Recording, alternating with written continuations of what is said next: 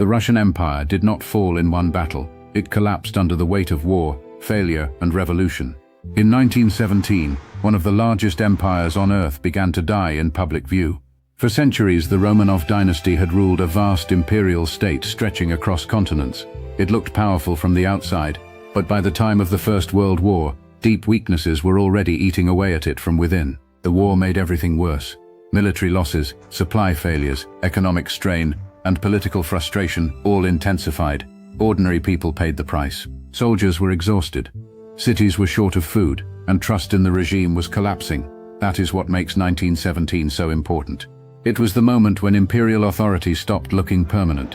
When protests erupted in Petrograd, they revealed something critical. The state could no longer command obedience in the old way.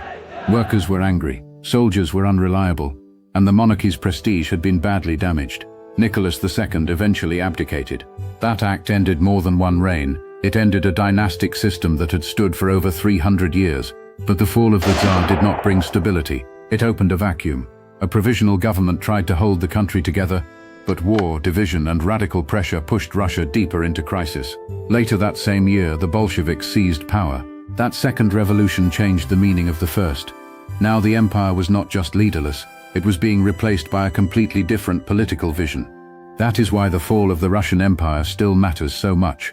It was one of the clearest examples of how a great power can look enormous and still collapse rapidly when war and internal weakness combine. The old order did not disappear quietly.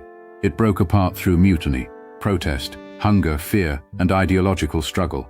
And from its ruins came a new state that would reshape the 20th century.